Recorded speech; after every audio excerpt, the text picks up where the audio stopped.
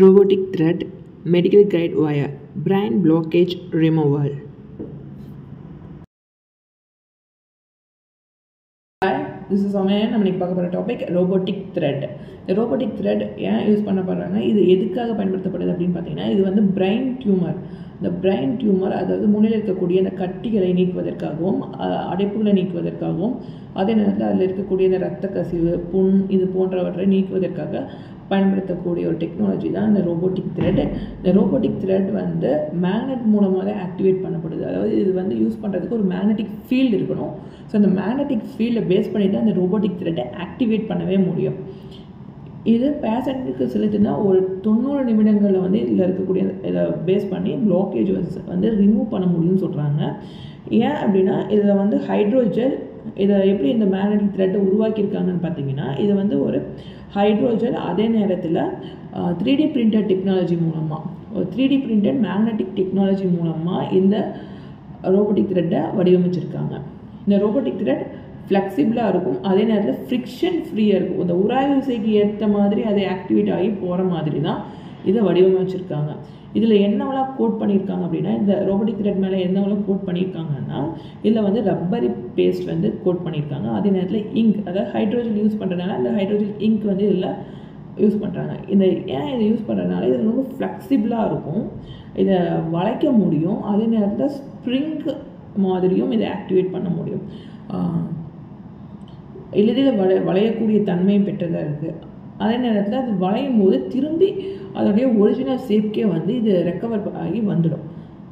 இதை ஸ்பெசிஃபிக்காக வந்து அந்த இடத்துல இருந்து தான் அவங்க ஆப்ரேட் பண்ணணும் அப்படிங்கிறது இல்லை. இதில் வந்து எக்ஸ்பர்டைஸ் வந்து என்ன பண்ணுவாங்க அப்படின்னா, அவங்க ஒரு மேக்னெட்டிக் ஃபீல்டில் ஒரு ரிமோட் ஆக்சஸில் ஒரு வேரியஸ் பிளேஸில் இருந்து ஒரு டிஃப்ரெண்ட் சிட்டியில் இருந்து கூட இந்த ஆப்ரேஷனை வந்து ஆக்டிவேட் பண்ண முடியும்னு சொல்கிறாங்க. இப்போ பேஷண்ட்டுக்கு வந்து அந்த த்ரெட் நீடில் மூலமாக அவங்க செலுத்திடுவாங்க. செலுத்திட்டு அதுலேருந்து அவங்க வந்து இந்த இன்பிட்வீன் அந்த த்ரெட் மூலமாக வந்து அவங்க பேஷண்ட்டுக்கு வந்து அந்த மெடிசின் சென்ட் பண்ணுறதா இருக்கலாம். இது எல்லாமே அது வழியாக வந்து அந்த ட்ரக் டெலிவரி வந்து நடக்கும் அப்படின்னு சொல்கிறாங்க. அதே நேரத்தில் இதில் வந்து இருக்கக்கூடிய இந்த மெட்டாலிக் அலாய் இது வந்து எதனால் உருவாக்கப்பட்டிருக்கு அப்படின்னு பார்த்தீங்கன்னா, நிக்கல் டைட்டானியம் அலாயால் இதை வந்து வடிவமைக்கிறாங்க. இதை நைட்டினால் அப்படின்னும் சொல்லப்படுது. நிக்கல் டைட்டானியம் அலாய் அல்லது நைட்டினால் அப்படிங்கிறதும் சொல்லப்படுது. இதை யூஸ் பண்ணுறதுனால அதோட ஃப்ளெக்சிபிள் தன்மை வந்து இன்னும் இருக்குது. அவங்க இடத்துக்கு ஏற்ற மாதிரி அது வடிவமைச்சுக்கிட்டு ஊடுருவி போகக்கூடிய அந்த பிளட் வெசலுக்குள்ளே ஊடுருவி போகக்கூடிய தன்மையை வந்து இது அந்த பெண்ட் ஆகக்கூடிய தன்மையும் அந்த ஸ்ப்ரிங்காக இருக்கக்கூடிய அந்த தன்மையினால் இது ஈஸியாக வந்து ஊடுருவ முடியும்னு சொல்லப்படுது. இதனால் அது என்னென்னா, அதே நேரத்தில் ஒரு பந்து மாதிரி இருக்கக்கூடிய அந்த அமைப்பை வந்து அது கேப்சர் பண்ணிக்கிற மாதிரி இருக்கும். அப்போது அதில் இருக்கக்கூடிய கட்டியை வந்து அது போய் ரீச் ஆகும்போது அதில் இருக்கக்கூடிய இந்த பிளாக்கை வந்து ரிமூவ் பண்ணிவிட்டு ஸோ நெக்ஸ்ட்டு ஸ்டேஜ்க்கு அதை இந்த ரிமூவ்லாம் பண்ணிவிட்டு அடுத்த கட்டத்தை நோக்கி இது நகரும். அப்போது ஒவ்வொரு அடைப்புகளையும் வந்து இது நீக்கக்கூடிய தன்மை வந்து இது படைத்ததாக இருக்குது. அந்தளவுக்கு இதை வந்து வடிவமைத்திருக்காங்க. இந்த ஸ்ட்ரோக் அப்படிங்கிறது பார்த்திங்கன்னா இருக்கக்கூடியதுலேயே வந்து 5ஆவதாக வந்து எளிதில் இந்த ஸ்ட்ரோக் ஏற்பட்டால் என்ன ஆகும் அப்படின்னா, கிட்டத்தட்ட 5ஆவது இடத்துல இது வந்து இறக்கறதுக்கு இறப்பை ஏற்படுத்தக்கூடிய ஒரு நோயாக வந்து ஒரு பக்கவாதம் இருக்குது. அப்போ அந்த பக்கவாதம் ஏற்படுறவங்களும் அல்லது மூளையில் இரத்த கசிவு ஏற்பட்டு அதனால் சிக்கல் குறித்தான நபர்களுக்கும் இந்த டெக்னாலஜி வந்து யூஸ் பண்ணுறாங்க. இந்த ரோபோட்டிக் த்ரெட் வந்து எண்டோவாஸ்குலர் டெக்னாலஜியை பேஸ் பண்ணி தான் இதுவும் வந்து இயங்கும். இந்த எண்டோவாஸ்குலர் டெக்னாலஜி எப்படின்னா, ஸோ அது வந்து மூளையில் வந்து இருக்கக்கூடிய அடைப்புகளை வந்து நீக்குவதற்காகவும் இது வந்து ரத்த நாளங்களில் இருக்கக்கூடிய அந்த அடைப்பு பிரச்சனைகளை இதை வந்து நீக்குவதற்காகவும் பயன்படுத்தப்படுது.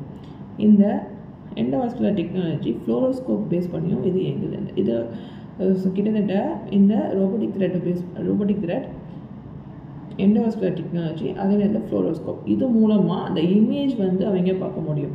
அப்போது அந்த பிரெயின் பிளட் வெசலில் வந்து எந்தெந்த இடத்துல இது ரீச் ஆகுது, ஸோ அடுத்து இது எப்படி ஊடுருவ முடியும் அப்படிங்கிற அந்த இமேஜஸை வந்து ஸ்கேன் பண்ணுறதுக்காகவும் ஸ்க்ரீனிங் பண்ணுறதுக்காகவும் இவங்க அந்த எண்டோவாஸ்குலர் டெக்னாலஜியும் ஃப்ளோரோஸ்கோப்பையும் யூஸ் பண்ணுறாங்க. இது வந்து கிட்டத்தட்ட எக்ஸ்ரே இமேஜ் மாதிரி தான் இருக்கும். இந்த x-ray real time x-ray image வந்து தான் அந்த ஃப்ளோரோஸ்கோப். இந்த ஃப்ளோரோஸ்கோப் மூலமாக இதை ஃபர்தராக வந்து ஆக்டிவேட் பண்ண முடியும்னு சொல்கிறாங்க. இந்த ரோபோட்டிக் த்ரெட் அப்படிங்கிறது என்ன அப்படின்னா, இது வந்து ஒரு மெடிக்கல் கைடு ஒயர் அப்படின்னு சொல்லப்படுது. ஸோ இது மெடிக்கல் கைடு ஒயர். இது ஒரு மெட்டாலிக் அலாயால் உருவாக்கப்பட்டிருக்கு. நிக்கல் டைட்டானியம் அலாயால் இது வடிவமைக்கப்பட்டிருக்கு. இது முக்கியமான ஒரு விஷயம் ஹைட்ரோஜல். இந்த ஹைட்ரோஜல் எப்படி இருக்கும்னு பார்த்தீங்கன்னா ஸ்பாஞ்சியாக இருக்கும், நல்லா ஒரு ஃப்ளெக்சிபிளாக இருக்கும். ஸோ இதோட ரப்பரி பேஸ்ட் மூலமாக இதை வந்து கவர் பண்ணி ஸோ அதில் வந்து இவங்க மெடிசின் செலுத்தி கிட்டத்தட்ட அந்த பிளாக்கை வந்து அந்த பிளாக்கில் இருக்கக்கூடிய இதையெல்லாம் வந்து நீக்குவதற்காக இது பயன்படுத்தப்படுது. கிட்டத்தட்ட ஒரு ஆப்ரேஷன் வந்து ஸ்டார்ட் பண்ணாங்க அப்படின்னா ஒரு